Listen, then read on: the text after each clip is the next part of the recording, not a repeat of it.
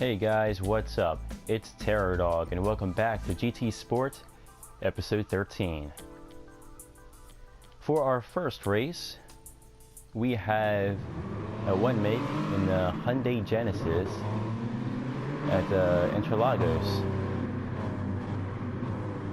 Now, in this event, I thought I had qualified with a 158 something, which would have put me in like maybe second or third or something, but because my qualifying time was submitted after the time had run out, I was actually qualified fifth. But here I'm going to jump straight into third. Very easy, very nice, clean pass. Let's go back to that one more time. I'm going to check that out here. Trying to bring up the info. And there we go. All right, so we're all the way back to the rolling start. So anyway, right now the car in front, I'm not sure what happened, if he wasn't ready when auto drive handed him controller or what, but for some reason he seemed to start very slow. I braked a little bit later than I normally would on my on a lap, coming around from the final corner, because we started at a lower speed, and this helped me quite a bit. I instantly went from fifth to third. Very nice.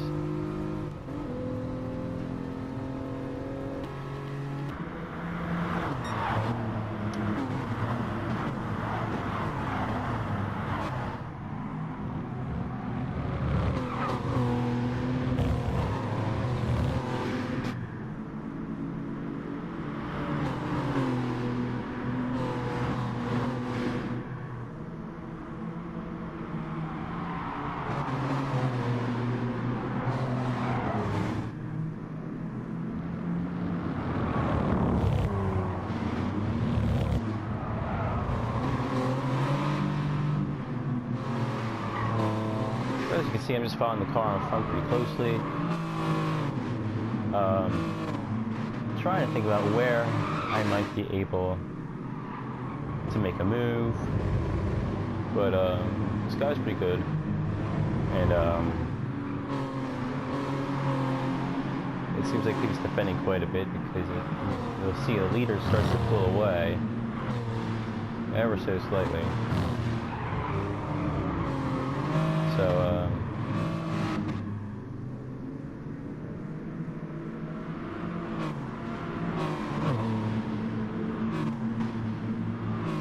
now we're coming around the final corner and we're back on the home straight.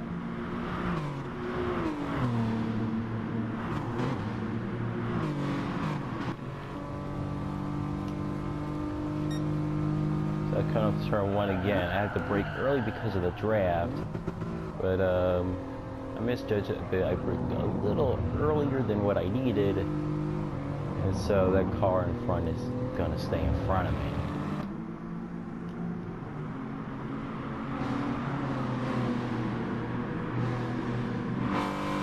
So in a past race, I'm not sure if I think it was the one in the last episode actually, I noticed, the dirtiest race ever, last episode, yeah. I noticed something new with the aerodynamics compared to GT6, and that is that they actually got it to work where if you're drafting multiple cars, it's a greater effect than if you're drafting just one car. And also in another race, when I did not record because I made a bunch of mistakes, I got caught out in the draft when I thought that I was moved over to the side enough that I wouldn't have been in the draft. And I realized that, well, wait a minute, the game doesn't model the draft like a linear channel like it did in GT6, right? Like, at least that's how it seemed it was in GT6. Here, it seems more like a wake, so it is actually possible to position yourself behind two cars that are side by side, and if you position yourself kind of between them but behind them, you think you're not in the draft, you think you wouldn't be in the draft, but the two wakes, they intersect and you end up being in the draft of both cars at the same time. So I'm really taking things much more cautiously when I'm braking while behind someone, and just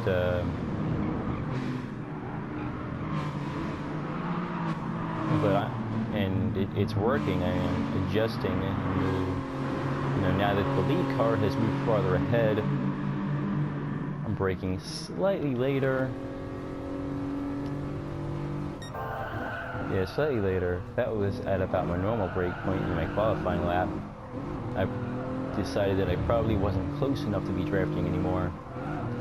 The whole mechanics of how drafting works in this has a very different feel from GT6, and I've gotten caught out a few times in that I didn't realize what was going on until one day it just clicked. And that makes sense, that there would be improvements in the physics, there would be improvements in the aerodynamics. So that's a really nice touch.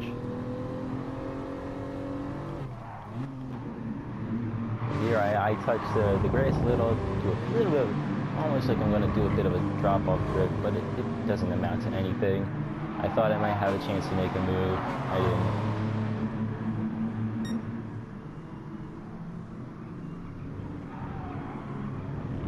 And I thought, oh well, the car in front seems to be accelerating a little slower. But by the time we got into like third gear, I guess we were about the same. I kept on with the draft, up nice and close. Whoa, that was unfortunate. And I'm able to take my first podium at Interlagos. So that was cool. And then the AI shows me how I could overtake in turn one, or maybe attempt to. I don't know.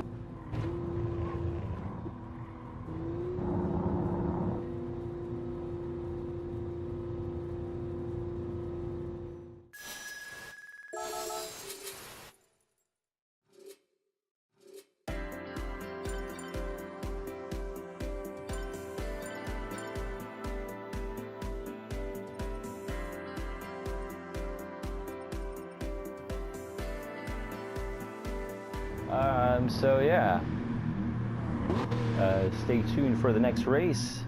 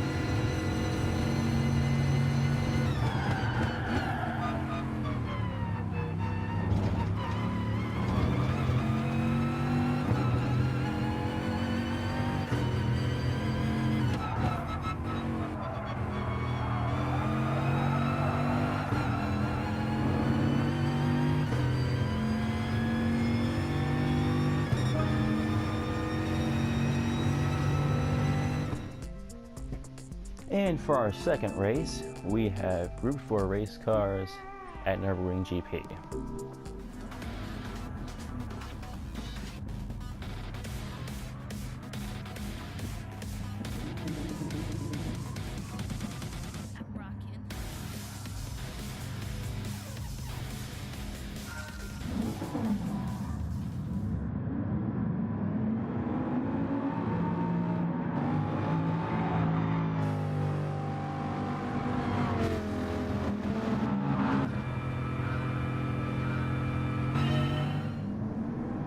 So as you can see, I managed to qualify on pole. So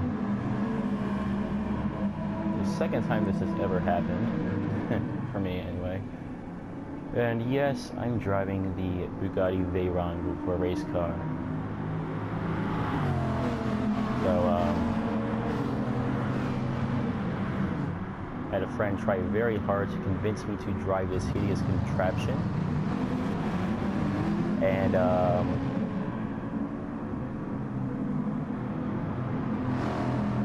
you know, I wasn't going to. I really wasn't going to, but it's the only mid-engine Group 4 car I have that's not all-wheel drive, and it seemed to do well on the ranking board for the top 10 qualifying laps. So, and plus I didn't buy it myself. It was a, I don't know if it was a gift car or a DLC for having limited edition, but whatever the deal is, I didn't spend credits on this. So I was like, you know, I'll just give it a try, and well, I ended up qualifying on pole.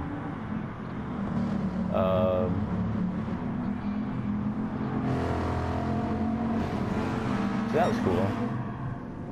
I was pulling so far ahead, like a second and a half. I wasn't sure if it was just me or if it was because the cars in the back were fighting or what not.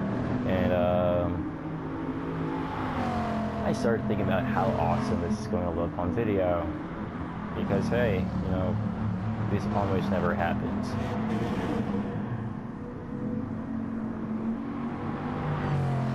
Right?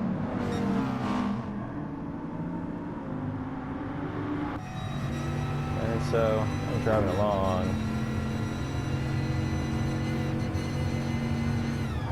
and I brake like a second or a half second.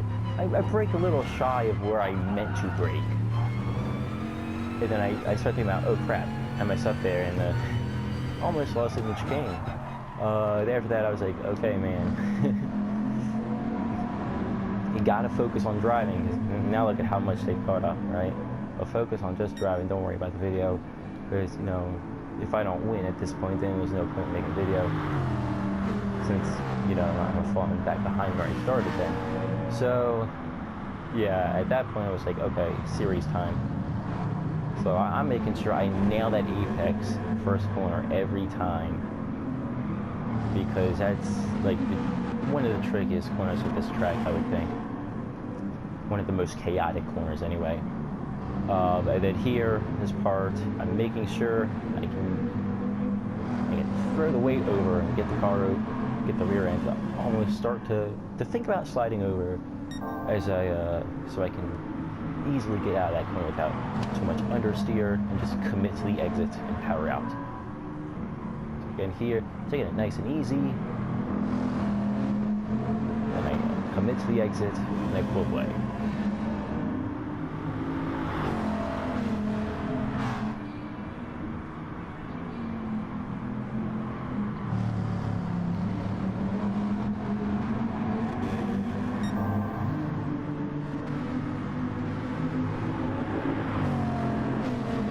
Schumacher-esque, a little bit scary with this car. It doesn't turn in quite as easily as the Group 3 cars do. So, you know, it's I tend to lift a little bit sometimes, sometimes not. It really depends. You don't really feel like you always have the grip that you need. Your line has to be so precise to take that without lifting.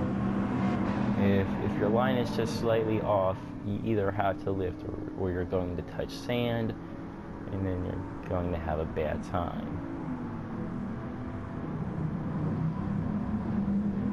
I'm getting out of that chicane as fast as possible. I'm putting everything into that exit.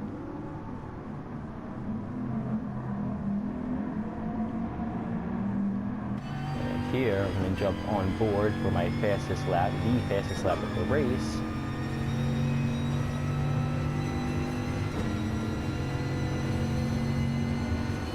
Brake nice and early into turn 1.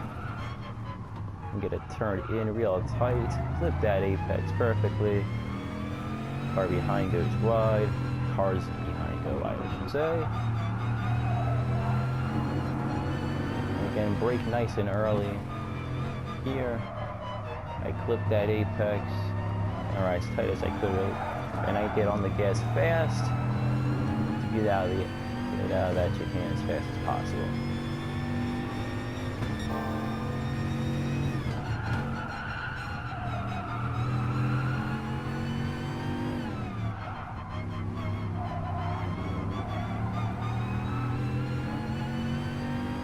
Again, nice commitment on that exit. Not lifting it all the way up to the apex. Some late braking in here. But I still managed to turn the car in. But nicely, nice and smooth.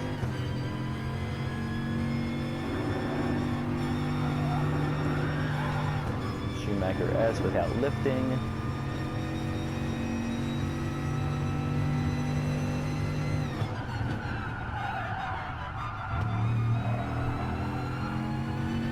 Nice and committed to that exit.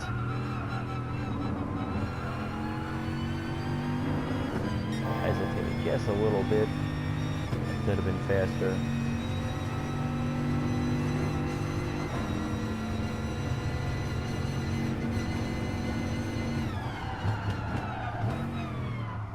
Braking about as late as possible for this corner.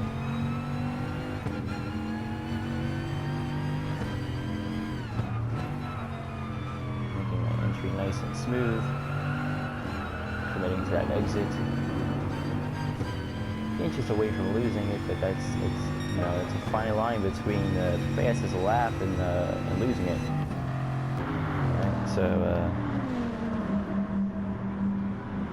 we come in for the final lap.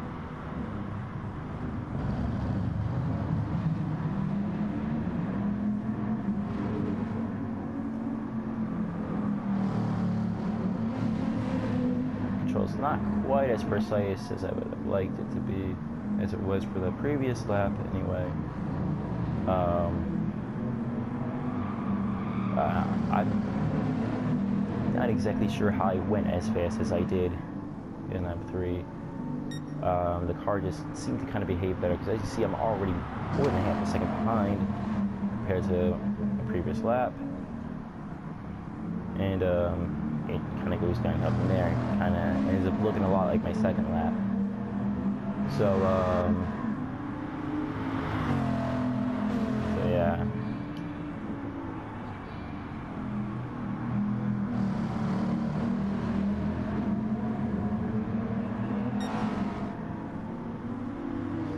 I see already almost a lap behind. And I'm like, wow, really? What went wrong? I thought I was doing everything about the same. I guess not. Yeah, and it's hard fighting understeer with this car. Even though the racing model, this particular model of the Veyron, isn't all-wheel drive like the road car. They're already over a second behind. Yet it still gets some pretty significant understeer, which I wasn't really too thrilled with. I thought, with it being a mid-engine, maybe the weight distribution would have that rear end a little bit more loose, but no. It was really well planted, and I'm used to getting rid of understeer by inducing oversteer, and I couldn't really do that very easily. So I just settled for a little bit of understeer, and it still worked out in the end.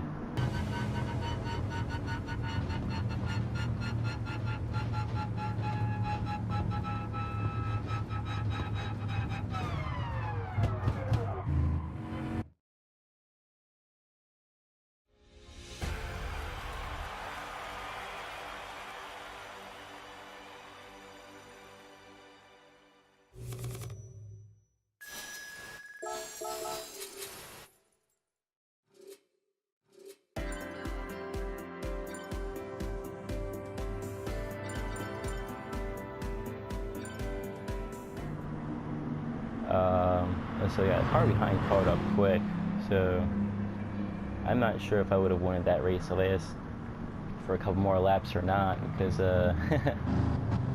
you know, he was catching up. So you know, it's one mistake and I would have lost that. So,